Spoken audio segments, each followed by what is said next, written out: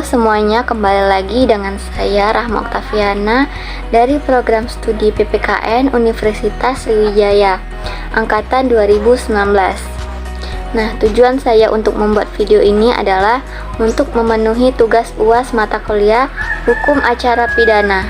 Dalam kehidupan sehari-hari, mungkin kita seringkali mendengar atau melihat istilah penyelidikan dan penyidikan, baik itu di media cetak, media elektronik, bahkan sampai di media sosial.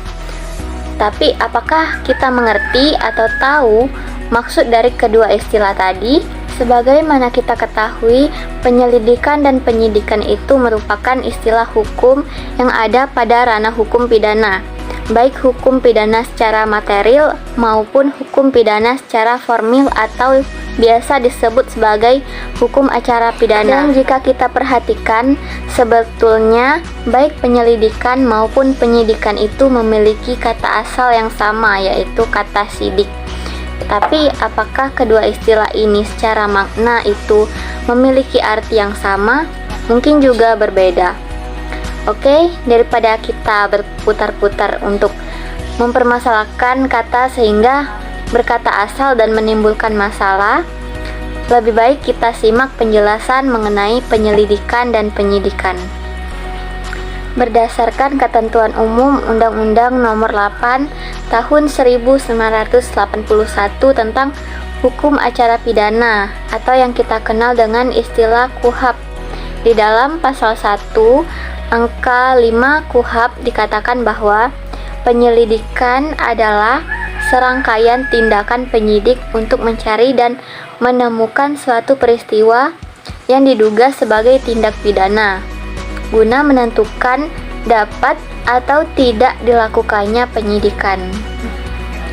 Jadi bisa kita katakan bahwa penyelidikan itu merupakan tindakan awal untuk mencari dan menemukan apakah ada tindak pidana yang terjadi. Penyelidikan ini dibutuhkan karena tidak semua kejadian yang dilaporkan ke kepolisian itu merupakan suatu tindak pidana. Misalnya, kita menemukan seorang pengendara motor yang tergeletak di jalan yang sepi dan dalam kondisi yang sudah tidak bernyawa.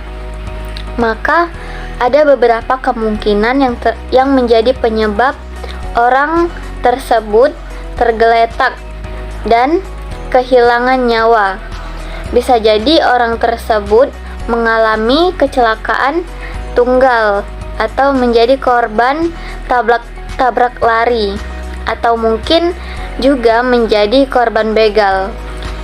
Nah, berdasarkan peristiwa tadi, pihak kepolisian melakukan penyelidikan terkait tanda-tanda penyebab meninggalnya orang tadi. Jika kemudian orang ini diketahui mengalami kecelakaan tunggal, maka ini bukan termasuk dari tindak pidana, sehingga tahapan penyelidikan ini tidak perlu dilanjutkan ke tahap penyidikan. Akan tetapi jika berdasarkan hasil penyelidikan ini menyimpulkan orang tersebut merupakan korban dari tabrak lari ataupun korban begal atau perampokan, maka tahapan penyelidikan ini akan dilanjutkan ke tahapan berikutnya, yaitu tahap penyidikan. Jadi, dalam proses penyelidikan ini terdapat dua kemungkinan. Sebuah perkara itu bisa ditingkatkan ke penyidikan atau tidak dilanjutkan ke tahap penyidikan. Lalu, siapa yang berhak menjadi penyelidik? Semua orang tentunya berhak menjadi penyelidik. Seperti seorang istri yang menyelidiki isi ATM suaminya ataupun seorang perempuan yang menyelidiki handphone pacarnya. Tetapi, dalam konteks hukum acara pidana, yang berhak menjadi penyelidik itu hanyalah seorang polisi. Hal ini sebagaimana disebutkan pada pasal 1 angka 4 KUHP yang menyatakan bahwa penyelidik adalah pejabat polisi negara yang diberi wewenang untuk melakukan penyelidikan. Jadi, tidak bisa sembarang orang yang menjadi seorang penyelidik. Dan setelah kita membahas penyelidikan, kita ketahui tahap selanjutnya yaitu tahap penyidikan. Penyidikan adalah serangkaian tindakan penyidik untuk mencari dan mengumpulkan bukti yang menjelaskan tentang pidana yang terjadi dan dapat menemukan tersangkanya atau pelakunya.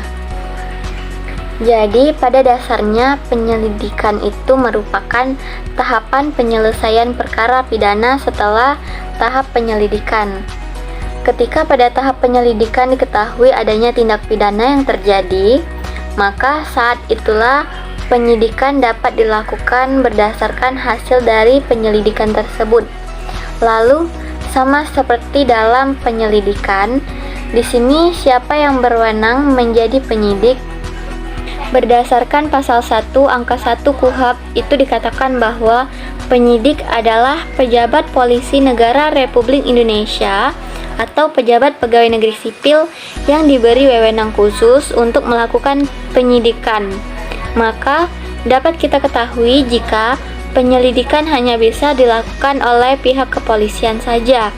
Maka pada tahap penyidikan ini selain pihak kepolisian, penyidik juga bisa dilakukan oleh pejabat pegawai negeri tertentu yang diberikan wewenang oleh undang-undang.